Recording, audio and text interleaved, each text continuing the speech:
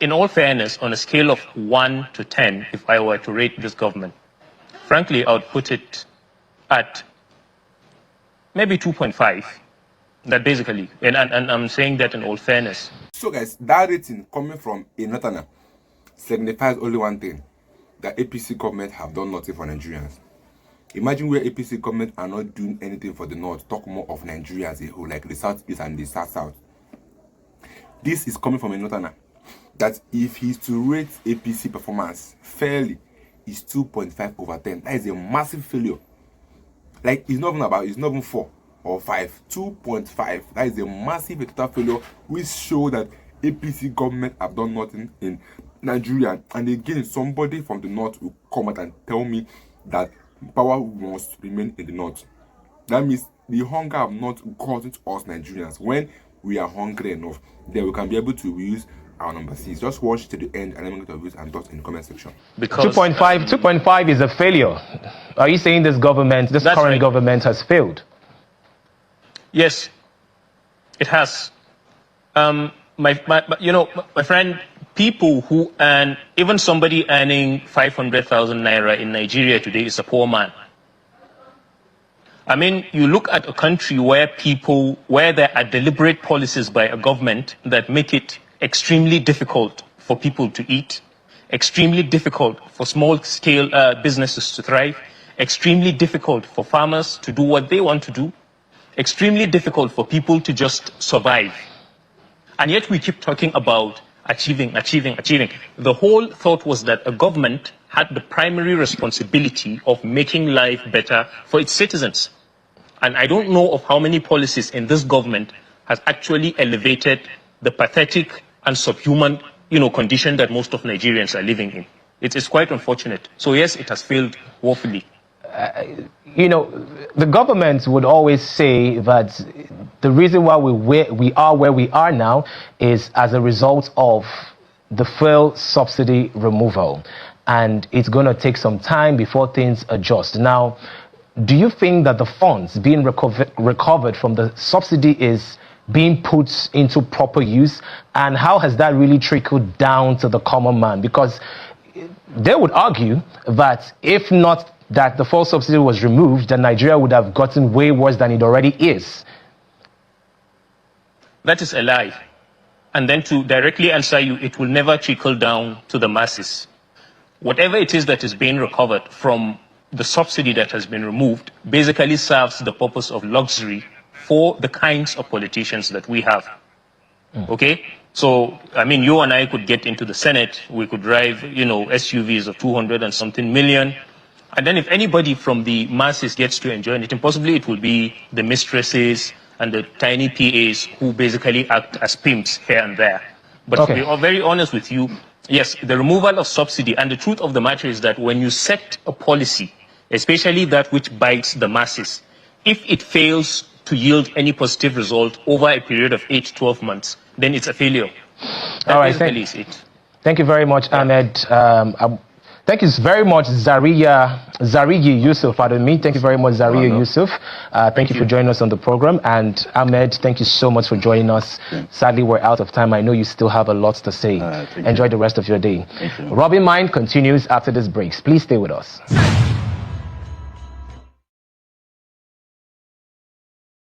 Political analyst Zariyi Yusuf, welcome to the program. Well, thank you so much. It's a pleasure to be here. Thank you for joining us. I'm quite sure that you're well briefed with the conversation going on. We're talking about, divisive statements by political heavyweights like Governor Bebelo of Edo State and, of course, former Governor Kwankwaso. A lot of these divisive statements can be attributed to politicking, and we saw a rise in politicking in terms of ethnic division or statements like this from the last election. Moving into 2027, how did we get here? Why does it seem like the polity is heating up even way before the elections? Well, we got here, we were set on this particular path from 2011. From 2011, especially what happened after late Buhari lost to Goodluck Jonathan. you would remember that there were lots of killings. And those killings ended up not even going in the political line, but in the religious line, ethno-religious killings. We lost quite a number of core members and people who were innocent and all of that. And you will also remember when a certain key statement came from him, the late former president, saying Muslims vote the Muslim, Christians vote the Christians, and all of that. Now, we can't exactly say there was never anything such as ethno-religious, biases in our politics. But at a time when any politician would have become emboldened to come out and publicly pursue that path as a path to, whipping up sympathy of voters and all of that, it started then. Now, after getting into office for the whole of those 8 years, nepotism basically was redefined. It was almost a case of, boss, we have too many people from this part of the country. And okay, get me a list of people from my village and let's replace all of them. So that went on and on and on. There were only a few politicians from the northern part of the country that had a problem with that. I need you to understand that. So it went on that way. And then, just before the 2023 election, the story of it became almost an institutionalized issue to use ethnicity and religion to pursue votes. And that came up from the former governor of Kaduna State, who basically started off by referring to a candidate as an ethnic bigot, as a religious bigot. And then you will look at that scenario and ask yourself, in a country that has already been deeply divided along the line of religion, along the line of ethnicity, would you not want to create a scenario where you will douse whatever tensions or mistrust there has been, or distrust that has been entrenched between, different parts of the country? But they went ahead and brought about the notion of the Muslim ticket. And then the whole idea of it was, let us replicate what this governor did in Kaduna State. Of course, we are not discussing that. We could go a whole lot into that details. But definitely it left a deeply divided state, wounded people, and all kinds of criminalities that are yet to be accounted for, which I hope in the course of time, people will pay for it. So having done that, basically what you have, the regime that emerged from that election in 2023 was such that a certain group will feel entitled to the fact that we played it in the line of religion, we played it in the line of ethnicity, and we have proven that we are in the bigger number and all of that. Unfortunately, you would realize that while this is not totally new, when you come to the northern part of the country, basically the use of ethnicity and religion to score political points, it has unfortunately moved down to the south. Okay? Such that we would have a politician like, please pardon me, I would stick to the first name Monday because Tegolo keeps coming to my mind each time I struggle to pronounce the second one. Where did you get are you the president of a country? Who exactly are you to dictate to any particular citizen to seek a certain kind of permission before coming? On what grounds are you basically pronouncing a citizen as how do you call it, as a persona non grata or whatsoever in your state? So these are things that should not have been. Basically, in a country that was working, the impetus to say that wouldn't even come up. And that's why I align with Barrister Kenneth Okonkwo, who said the ease with which he was able to make that utterance came from the singular fact that he despises the ethnicity from which that particular candidate came from. He wouldn't have done that basically if Konkoso was going there. He wouldn't have done that if Atiku was going there. He wouldn't dare do that if any of the governors or politicians from the southwest was doing that. But he found it easy to do it. So that's quite unfortunate. Yeah. Speaking about Governor Kwankwaso, because you just mentioned his name, genuinely, can you try to objectively dissect his statements? Do you think he had a valid point, or was this just a very ethnic statement to make? When he said that development is more on the south than the north from this present government. What he is doing, he is basically sowing the same seed that Nasir El-Rufai sowed in 2022 by first of all defining a particular candidate as a religious bigot. But this time around, because the sitting government is a government that basically a serious part of the north basically wanted this. not necessarily because there was anything to offer, but simply because it did look as if it was a certain kind of victory for Islam. Let's just be honest about it. So there were people that celebrated it. Oh, the Muslim. It shows where. I mean, when you follow utterances of clerics, you would see these things. But along the line, something seems to have fallen apart. The fanatics that supported the emergence of this regime, the politicians that either openly or secretly worked for the regime, are basically pulling back and are beginning to attack the regime. So when you come out and make a statement that the president is focusing development, whether roads, projects, or whatsoever in the southern part of the country and not the north, it is not true. He is only sowing a certain seed that is supposed to germinate, mature, and create the same old division. Basically, we are being dragged back to somewhere around 2011 or 2015, where the politics as at that time was not between what was new and was coming and what was old. It was between a northerner and a southerner. It was between a Muslim and a Christian. That was unfortunate. What played out in 2015 was strictly ethnicity and religion. All right. And thank God the sitting president was willing to risk his own political ambition and save the country of what I would have described a very bloody civil war. And I think it's unfortunate that this is basically the same seed that this man is trying to sow. But I hope that he fails woefully. All right, so Ahmed, let's weigh in your thoughts. Yes. What do you think is really the bone of contention? Some would argue that it's because of the recent road infrastructure that is going to run from Lagos all the way to Calabar. Some others would say that, there's a lot of projects going on in the north as well. It's just that, people don't make so much noise about it. Some would also argue that as far back as President Goodluck's tenure, that there were so many infrastructural projects he did for the north, and it was almost as if that didn't matter when it came to the votes. Eventually, when late President Muhammadu Buhari took over. Let's really be objective about this. Do you genuinely think that more development is coming to the south in this particular regime? Well, without holding a brief for the government, I think I've seen the statement of former Governor Kwankwaso and the reply from the government, and a whole lot of projects, road projects especially, almost 50 of them, major road projects. Badagry, Sokoto, Super Highway, there's the Kaduna, Abuja, Kano highway, over 340 kilometers, and a whole lot. Now, if you put them side by side, the roads, I took my time to put side by side the projects that are going on, including in agriculture, the health sector, and all that. There's no truth, just like he has mentioned, there's no truth in the statement of Mr. Rabiu Kwankwaso, Alhaji Rabiu Kwankwaso. But that is just secondary in this issue, in this whole issue.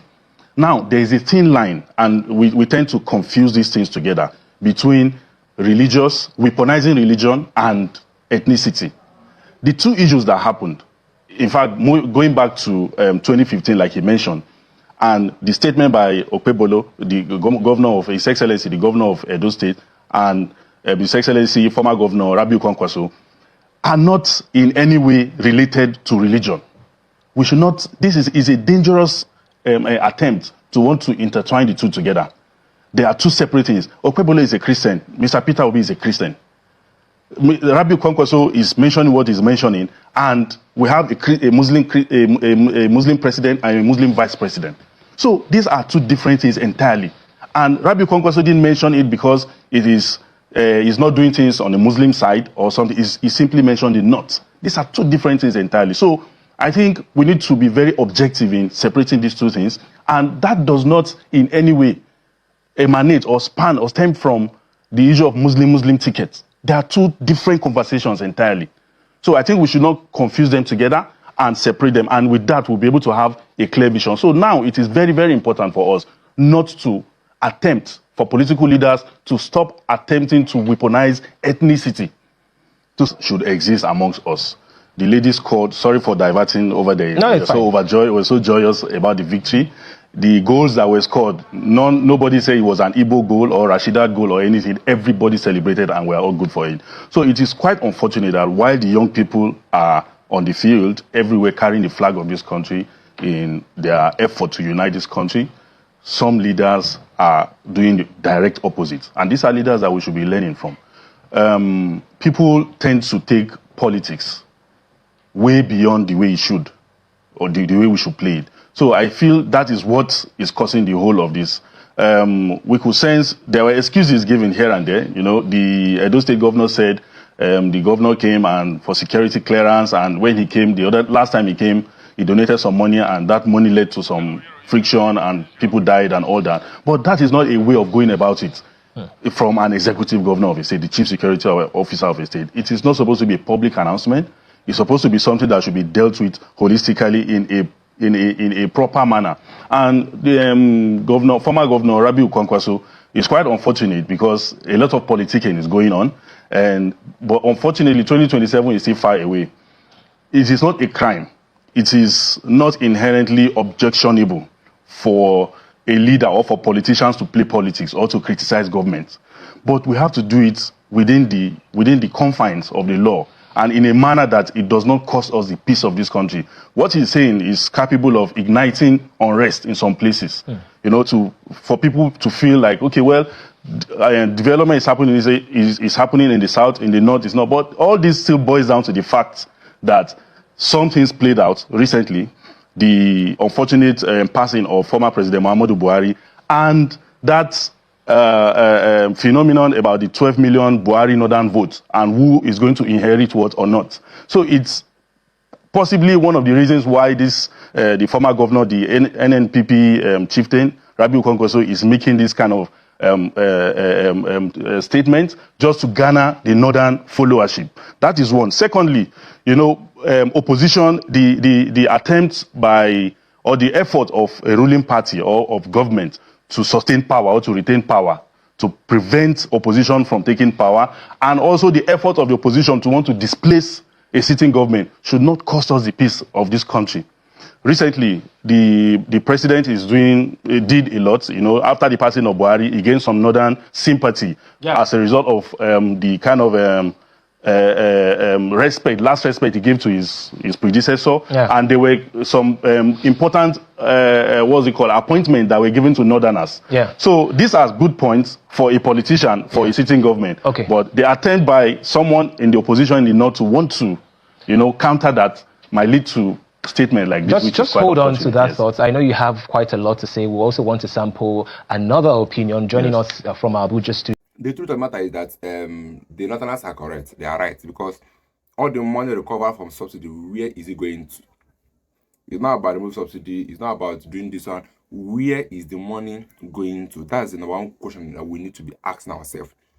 Because here he said that every money recovered from subsidy is used for luxury for the government. Because that's why they're buying SUVs for EastNet, or every year they are rebranding SUVs. Why they are not rebranding the economy? The economy is going down, but this government are busy flexing our money, traveling here and there.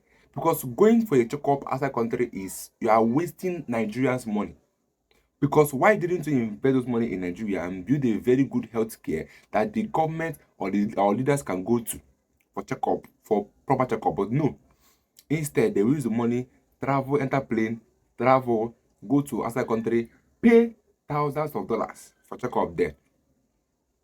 Because the truth remains that Nigeria rate, dollar rate, and then the dollar is the difference is massive. So if they are going there to spend $1,000, they are spending 1.6 million naira, and they are not spending they are spending like $10,000, $20,000, $100,000. If I'm not too exaggerating it.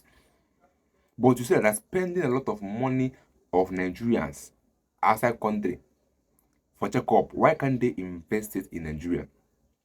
I'll keep on saying it that it's so sad that when Buhari passed, there was nothing he could be remembered for. There was no impact that he could be remembered for. And they only left a shameful remark that former leader of Nigeria died in a clinic in London and not in Nigeria. That is the only unforgettable remark that they left for Nigerians to carry. Because it's a shameful thing to hear that a leader of a country died in another man's clinic just because your country is not sufficient enough, or your country don't have a working facilities that can facilitate a good health proper checkup. It's so shameful that Nigeria's president died in a clinic in London, and nobody remember Buhari for anything. Not even the North can boast of one thing that Buhari did for them. Even despite the Northerners praising Buhari, this one, they cannot even attest to one thing, that one impact that Buhari did for the Northerners. Talk more of Nigerians.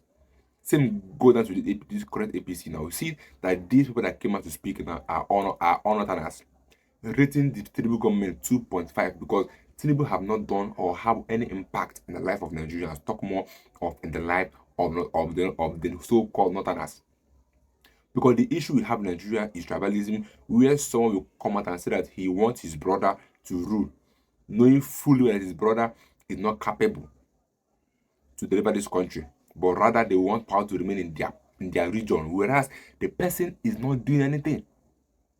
Because right now, they're not portraying Atiku that P2B should become Atiku's vice. That's the only way they can support P2B, is that he becomes Atiku's vice. Atiku, what can we say that he have impacted in the life of Nigerians? What is that one thing we can boast of and say that Atiku, yes, Atiku did for Nigerians in ever since he came into politics? And Atiku is turning to is almost get to 80 years. What can we say that he have done? But we can count just in a week. You can count how many impacts P2B have had in the life of Nigerians. So my fellow Nigerians, let me get your views and thoughts in the comment section. I'll basically say my next video. You can always add your views and subscribe to my channel.